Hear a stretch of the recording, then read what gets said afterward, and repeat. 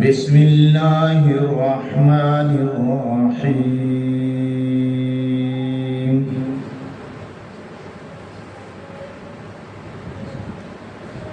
وَنُنَزِّلُ مِنَ الْقُرْآنِ مَا هُوَ شِفَاءٌ وَرَحْمَةٌ لِّلْمُؤْمِنِينَ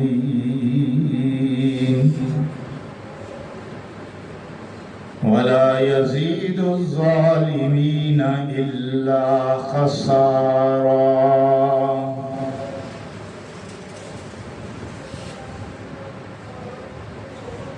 آمنت بالله صدق الله العظيم وصدق رسوله النبي الكريم الصلاة والسلام على سيد الرسل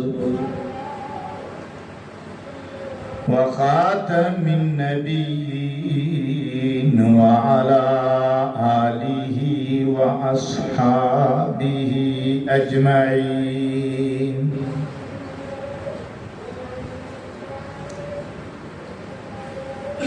یا الہی تو ہمیں پھر عمل قرآن کر دے، یا الہی تو پھر ہمیں عمل قرآن کر دے، مسلمان کو نئے سرے سے مسلمان کر دے۔ وہ نبی جس کو ہادی الرسل کہتے ہیں، اس کی امت کو ذرا تابع قرآن کر دے۔ یا ربی صلی وسلم دائما ابدا علی حبیبک خیر الخلق کلہم، وهو الحبیب الذی ترجى شفاعته لكل حول من الأحوال مقتحم۔ درود پاک۔ گرامی قدر معزز سامعین اور تبلیغی جماعت کے مہمان ساتھیوں،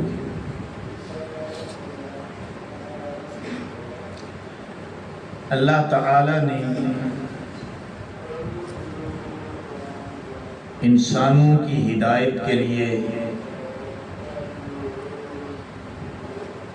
کم و بیش 1,24,000 انبیاء و رسول بھیجے۔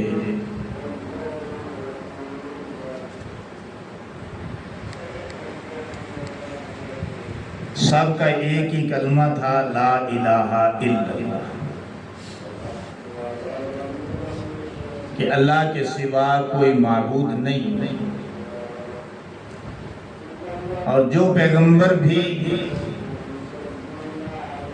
اپنی قوم کی طرف ہادی بن کے آتا تو لا الہ الا اللہ کے ساتھ اس کا تعارف بھی پیش کیا جاتا، جو کلمے کا دوسرا حصہ قرار پاتا۔ وہ ادھر لگوا بند کر اے جڑا بوا نا وہ آواز آتی ہے والی کر لیا۔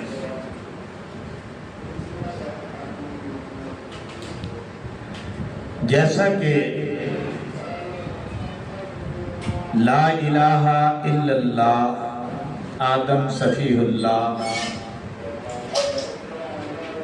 لا الہ الا اللہ نوح نجیہ اللہ،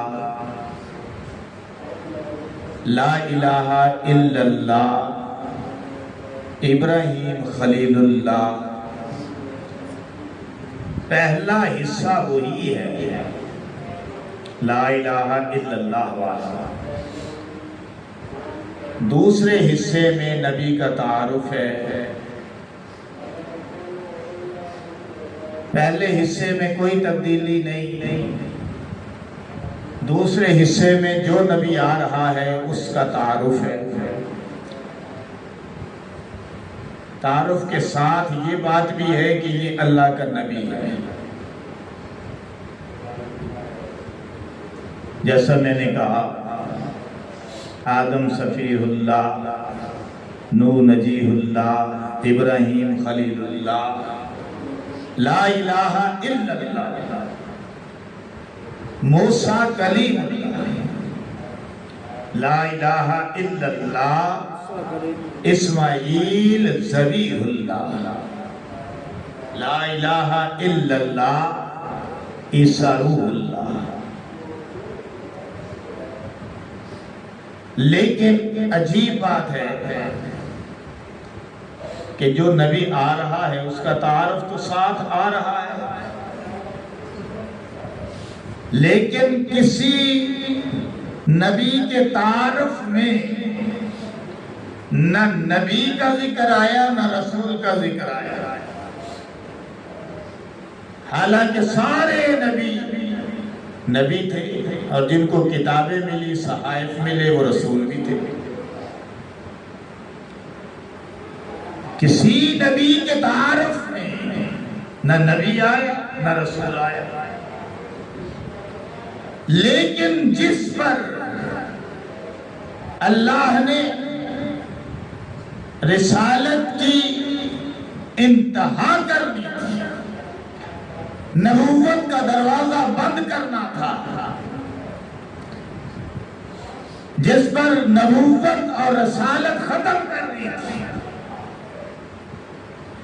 جس پر اپنا تعارف مکمل کرنا تھا، جس کو امام الانبیاء بنانا تھا، جس کو خطیب الانبیاء بنانا تھا،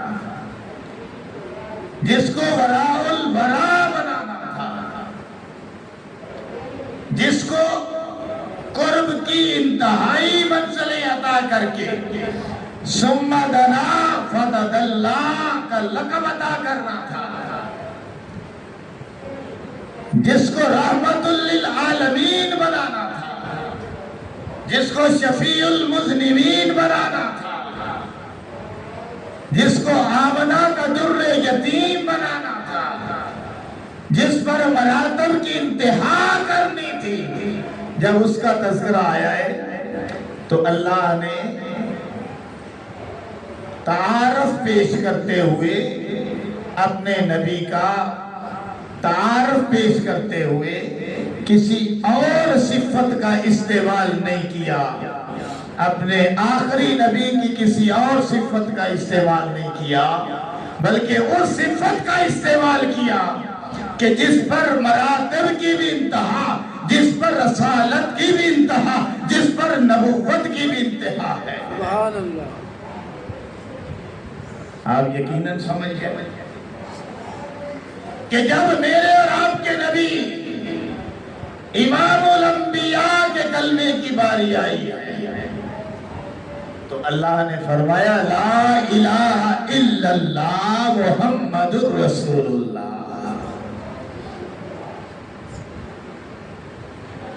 حالانکہ رسول نبی آدم بھی تھے، نوح بھی تھے، ابراہیم بھی تھے، موسیٰ بھی تھے، عیسیٰ بھی تھے، لیکن اللہ نے نبوت اور رسالت کا پروٹوکول اور اعزاز اور اکرام سنبھال کے رکھا تھا. وہ انعام صرف آخری نبی آمنہ کے در یتیم کو عطا ہونا تھا، اس لیے اللہ نے لا الہ الا اللہ محمد رسول اللہ فرمایا. اب اس نبی پر جو دین نازل ہوا ہے اس نے تمام ادیان کو مکمل کر دیا، تمام دینوں کو مکمل کر دیا. اس نبی پر جو شریعت آئی ہے، اللہ نے اس شریعت میں اس شریعت کے ذریعے سے تمام شریعتوں کو مکمل کر دیا۔